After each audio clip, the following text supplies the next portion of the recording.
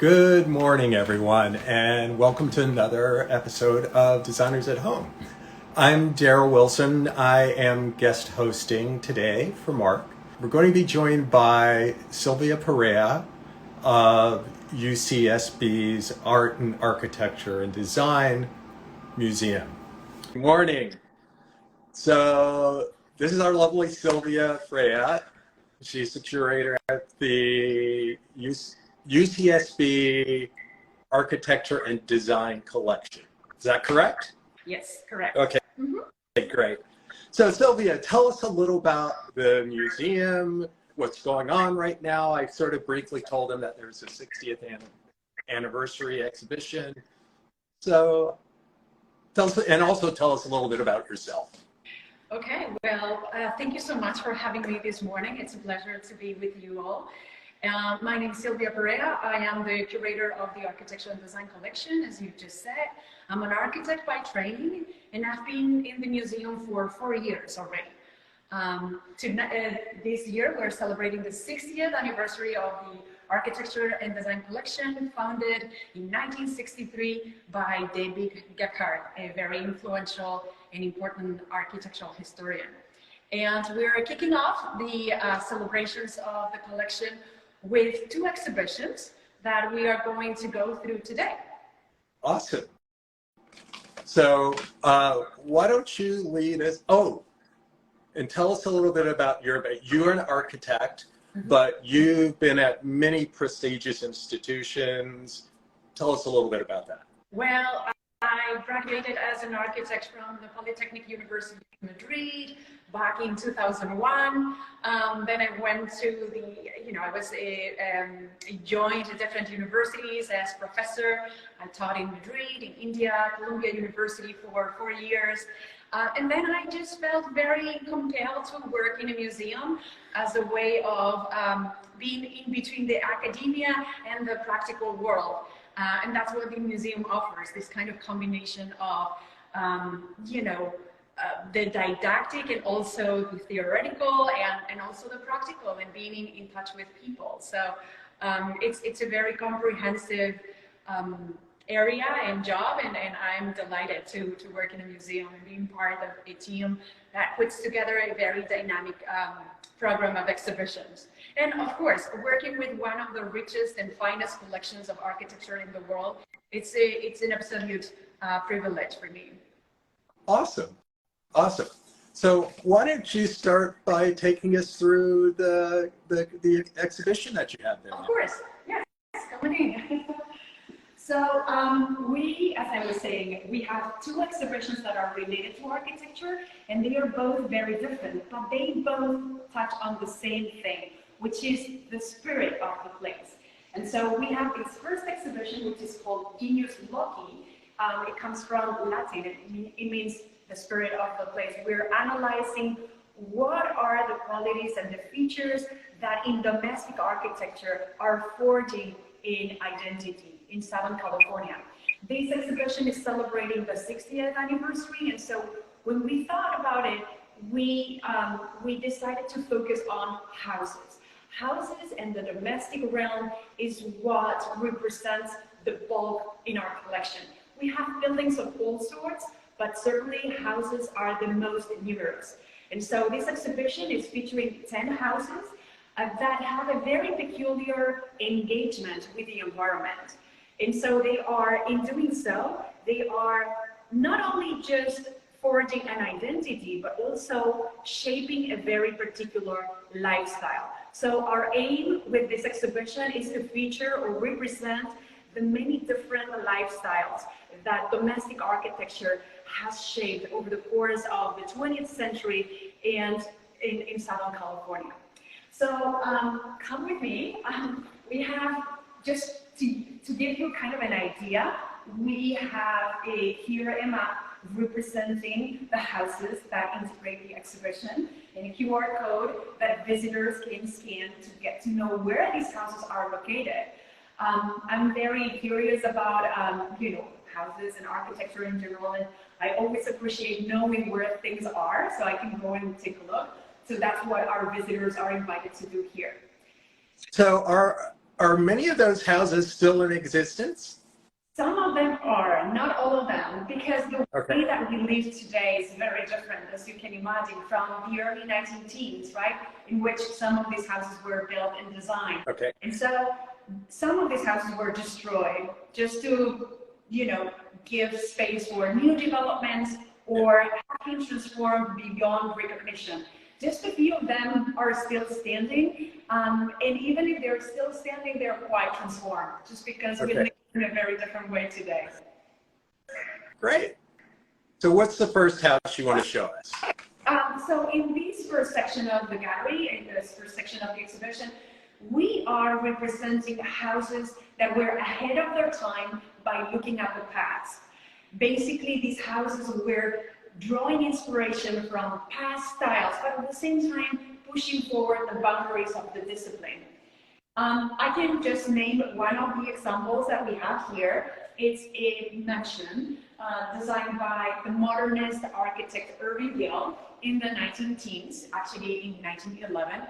And it's a very modern house built in San Diego for the industrialist Henry Timken.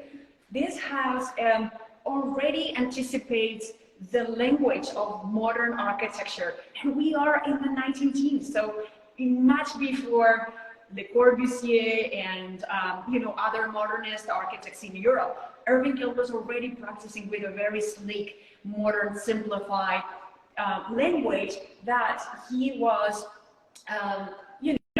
deriving from the mission style and the Spanish colonial, but in a very simplified way. So you can see here original drawings in our collection. These are all part of the architecture and design collection. We are including some photographs, original photographs of the house, some photos of how Irving Gill used the icon system, one of the earliest prefabrication systems in the world to build his houses. He did not build this house with the icon system, but he was already thinking of how to expedite the construction process. Also very interesting about this house is that Irving Gill was very concerned about easing or kind of lowering the task of women at home. And so he designed all of these houses with round corners so that the dust would not accumulate and women at home could have more time for developing their own interests and not spending the time, cleaning the house. That's really fascinating. Yes, it is. So the house is also, inspired in the past. It is a reinterpretation, as you can see in the floor plan, of a Roman house with a courtyard in the middle and lodges all around. The U shape was also very common in the mission style houses in the adobes that were built in San Diego. So it's kind of these overlap of different historic layers, but at the same time, Irving Gill was pushing forward kind of the stylistic language of the house by, minimizing the decor and the moldings. There are no moldings in this house. Everything is very sleek, very plain, very modern or proto-modern. So let's say his neighbor was building a similar size of house. What stylistically would that have been at that period? What style do you mean? Yes, so he's going very clean and sleek, but at the time, are we at the end of the Victorian? What's going on? Well, he was very interested in just simplifying, old styles. But of course, he was very much influenced by them because he was trained, as the architects of the time in the Beaux-Arts tradition. But at the same time, he was, very influenced by Louis Sullivan, for example, and wanted to move forward with the discipline. So his first reaction to that was, to produce an architecture that was simpler, that was more functional, that was rooted in the environment, but at the same time, that could simplify life in a way. Interesting. Mm-hmm. Okay. And you know, if you look at the, and I don't know if that's going to be very visible on the screen, but if you look at the elevations, you'll see how the house is really composed in a very abstract manner. The windows are all different sizes. They are all in different heights. So again, this is contemporary to the houses that Adolf Loos was building in Europe in the 19 teens. And so that's, you know, it speaks about a correspondence of stylistic approaches across the world. There was no, you know, cross-pollination here. It's very interesting to see how these two architects, Adolf Loos and Irving Gill, were developing kind of the same type of style, very simple style, almost at the same time. Yes. Wow, great. So, what's next? Okay, if you come with me, we'll go to the future. So, in this other gallery, we are featuring houses that were ahead of their time by looking at the future. So as to kind of build the contrast with the previous one, we're here in a gallery which has 8 houses built in different ecologies, and they all kind of have an experimental, innovative spirit behind them. Of course, the domestic realm has always enabled architects to be more creative than other architectural arenas that are more conditioned by institutional conditions or corporate conditions. The domestic realm has been always a little bit freer. And we have to consider that many of these houses were built for the architects themselves, so they enable themselves to be kind of more experimental with their own houses. So the way that the exhibition is organized is by ecologies, and these are ecologies that are very characteristic of Southern California. On this wall here we have, for example, the desert, 2 houses that were built in the desert, which are Walter White and Wilcoxon House and Albert Fry's own house in the desert. On this wall here we have the surf or the beach, 2 houses that were built on the sand, on the very sand of the beach. On this wall we're representing the hills, so 2 houses by Bernard Judge and Ed Lamour built in foothills or hills, so very complicated type of terrains to build on. And then we're also including the flatlands with Cliff May and Chris Code experimental house, and even the underground with Paul Laszlo's bomb shelter. So I know that we cannot show in detail the richness of these floor plans and materials and photos, but I invite everyone who is following today to come to the museum and take a deeper look. So is there, of that group of houses, one that seems really more Southern California? Yes. So each of these houses has a very particular engagement with their environment. They're responding to the very challenging conditions that the architects encountered in the sites. And by doing so, they are producing an architecture that is really rooted in that specific site. These are architectures that could not be imported or exported somewhere else. So they are truly Californian. They are truly, engaged with their sites and the places where they belong. Now, they are also forging a specific lifestyle. Just because, living in a foothill or living in the desert, it's very specific, right? It's very site specific. And so these are houses that are, in a way, engaging the environment and making it part of the house. These are houses that are taming, in a way, domesticating those environments. And so these are for very specific type of clients. Not everyone was able to live in these houses, but at the same time, they are seminal examples of how to push forward the boundaries of architecture. And they are seminal also in the fact that architects were very much influenced by the environment. And that's, I think, what really characterizes architecture in Southern California, this consideration of the environment as part of the house. Fantastic. Now, there was one we saw that we discussed earlier that was a transformation of something that was very modern to something that was very Hollywood Regency. Right. Can we see that? Yes, absolutely. That's in the first gallery. These are houses that were ahead of their time by looking at the past. I think it's a wonderful example just because it was the most scandalous renovation ever done.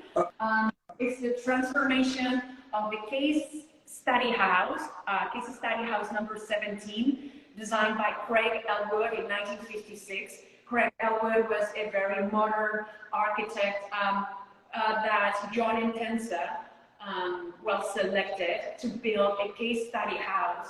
And these were a group of houses that were promoted or sponsored by the magazine Arts and Architecture from 1945 onwards. And he built in 1956 a wonderful house, very sleek, that we can see pictured here. It's very boxy. He used industrial materials, and you can see here in the floor plan that the house was very simple. It had an aisle for the bedrooms, an aisle for kind of the social spaces of the house, and then an aisle for supporting and service spaces. And then 6 years after it was built, John L.J. Wolfe, who would become the so-called father of the Hollywood Regency, purchased the house, which was built in Beverly Hills, and transformed it into a Roman villa, into an example of his Hollywood Regency style. And so the architectural discipline was, considered this a scandal because the house, suddenly, the very sleek lines of the house were turned into more, what we would consider a modern Roman villa, as you can see here in the photo of the swimming pool. So it's very interesting because he's inventing a new style, deriving inspiration from the past, in this case from, Roman architecture, and he's crafting something completely new, which was very much influenced by set design. And we have to remember that this is happening in Hollywood, and it's Beverly Hills. And John L. J. Wolfe felt the need of producing a house that was very tuned to the glamour and to the the high standards of the Hollywood elite. And so he thought that a house that spoke more about the luxurious, the looks and kind of the glamour of pastel styles was much more appropriate for the Beverly Hills elite and the Hollywood elite than a very sleek and modern house. And that explains why he transformed this house into his Roman villa. He lived in the house for 6 years approximately, and then he sold the house to a lady who was in love with his style and commissioned him to perform even more transformations to the house.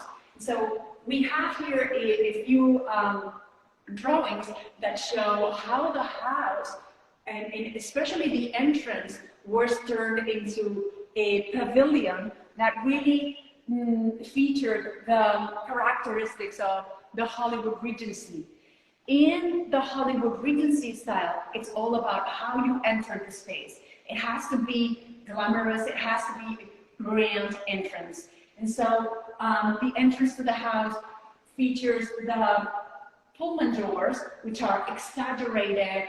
You see it's very vertical, very large windows, as a way of welcoming guests into the house in a grandiose way. And so the house was, as I say, further transformed to the point in which nothing of the Craig Elwood design remains. It was all sort of hidden and morphed into a more luxurious type of house and sort of palace. that one I find really, really interesting, because when you see the contrast of the two houses, something that is completely simple and modern to become something fanciful and whimsical, is just, it's really interesting to see that in particularly in Southern California architecture. Exactly. And this was happening in the mid-19, well, actually in the middle of the century, in the 1950s, 1960s, when everything else was moving in another direction. And what's interesting about this project is that it moves backwards instead of moving forward, but at the same time is crafting a new style that became absolutely influential in Beverly Hills. So the Hollywood Regency became sort of the signature style with which many Hollywood stars would identify, and they would commission John Elton Wolfe to design their own houses. So it's really important. We cannot dismiss this type of examples, you know, and consider them part of the mid-century modern architecture that was built in California, in Southern California at the time. Wow, interesting, really interesting.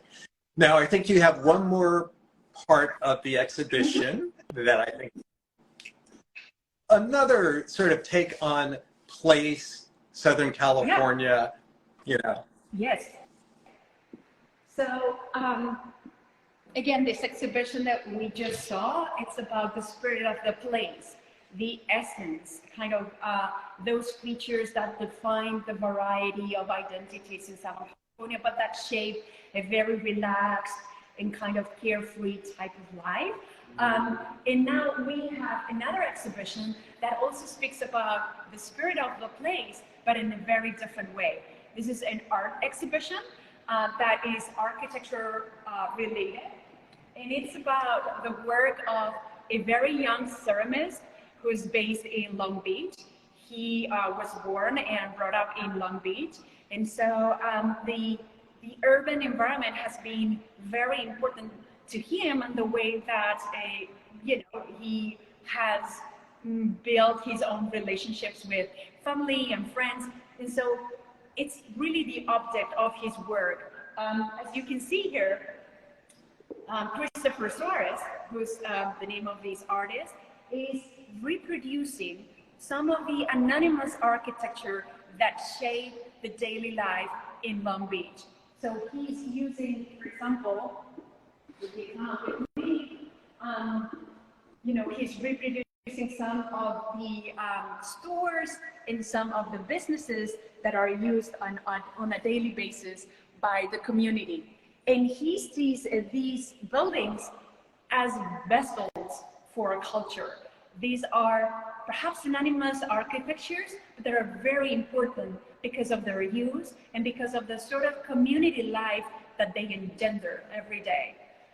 So we see, for example, a street view here of different commercial businesses also in Long Beach, and how they are portrayed with all sorts of design. It's all ceramic work. Christopher Suarez started his career by producing vessels that he would paint with these buildings. And then he kind of took a step forward by really transforming those vessels that he was painting into three-dimensional objects. And so, as you see here, there are all sorts of buildings that are used on a daily basis, and then also some iconic ones like the VIP records, which became a kind of the cradle for some musicians and important rappers like Dr. Dre or Snoop Dogg. Their first albums were released here, and so the VIP records was a kind of a spot where music lovers would gather and would get the first releases of these discs. So important. So these are the buildings that maybe they go unnoticed from an architectural point of view, but they are very important. So it's all ceramic, and he paints and kind of finishes the buildings with kind of a very rusty, the patina of these buildings really represents commonness of them. They are not precious or they are not beautified. They're really represented with the kind of use and age that they have in real life. Christopher Flores is also representing some, spots in the neighborhood with businesses, and then the cars. This is a reproduction of his father's truck. His father is in the business of drywall. So again, it's important to know or to note that some of these buildings or reproductions of buildings have a very strong connection to his life and to, his family life, his community. And it's a way of preserving these buildings, which are sometimes the update of gentrification. So by capturing their essence, he's actually preserving their essence for the future, so that decades ahead from us right now, in the future, people can see still how LA, in this case, Long Beach, was shaped in the past. It's a way of preserving the urban fabric for the future. So we're getting very close to the end. Could you just talk a little bit about the museum, and because it has a really wonderful spirit of that intersection between art, architecture, and design? Mm-hmm. Yes, absolutely. So our museum has something very special, which is two collections. One of art that has around 10,000 objects, and the architecture and design collection, which is one of the finest and richest in North America, with around 2 million items on it, including drawings and models and photographs, slides, you name it. And so with the architecture and design collection, one could almost, trace the history of the built environment from the late 19th century to today. So as a curator of architecture and art in previous years, my aim is to bring both sides of the collection together in a way as to create a cross-pollination or analyze that cross-pollination as a way also of bringing new ideas on the table, of analyzing perhaps new angles that we would not think about if we were analyzing these two fields separately. So increasingly, our exhibitions are about, bringing our art and architecture collection together, and then, creating more accessible and more perhaps understandable environments, especially for the architecture collection, which at times may be thought of as a little bit more technical and more difficult to read. So by mixing both collections, we are experiencing new ways of not only understanding the collection better from different angles, but also of making them more accessible to the public. So yes, you will see, and not only in previous exhibitions, but also in future installations that we have planned for the museum, how we're trying to merge these two collections in new and meaningful ways. So, and I think, I could be wrong, but the museum is free? Yes, absolutely. It's all free, and that's something that also characterizes our museum. Not only the museum is free and open to everyone, we try to also select topics that reflect the variety of our community, which is very diverse, as you can imagine. We have 26,000 students here on campus, and a great variety of backgrounds and ethnicities. So we try to have something for everyone. And also, our holdings are open to everybody. So, our patrons are very welcome not only to visit the museum, but also to see our behind the scenes, see our collections, do things with our collections, such as research them, or just see what we have in our storage. That's something that differentiates our museum. It's that our collections are really live. They're used on a daily basis by scholars, by students, by faculty, even by homeowners who want to renovate their houses. So it's a very live and dynamic environment. Oh, that's super exciting. That's great. So is there anything you want to say in closing, and about the 60th if you have any special lectures or people coming in that would be of interest to our audience. Yes, absolutely. We have a very, very intense programs of events. Just yesterday night, we hosted a conversation about the book Montecito Style here, which was very well attended. All of our lectures are free to the public. We will have some lectures online so that we can reach more, people who cannot come to the museum. And we are always recording our lectures, so they are available in the YouTube channel of the museum. But coming up, for example, we have a conversation next week with Christopher Suarez, this artist that we were just talking about. And he's going to be in conversation with the also artist Ana Serrano. And the conversation is going to be moderated by Rafa Esparza, also another artist. Then also in the schedule, there is an on-site lecture by the architect Brenda Levin, who remodeled the museum spaces in the early 2000s. And that lecture is going to be on renovation, preservation of civic realms. And that's happening in April 20th on-site here at the museum. And then on May 4th, we will have an online lecture by the writer and historian Stephen Price on John Elgin Wolfe, the architect that we were just talking about, the so-called father of Hollywood Regency. Alongside with this is just what's coming up in the near future. But I invite everyone who's following to check our website for more details on how to join these events, how to visit the museum, how to get here. And I look forward to seeing everyone here in these very exciting events. Great. Wonderful, wonderful. Thank you so much for taking us on a little tour, our little private tour. And everyone, please go to the museum. It's a wonderful collection. And we hope to see you soon again on Designers at Home. Thank you so much. Thank you for your time today, and thank you for everybody who's following. Okay. See you soon. Bye-bye. Bye.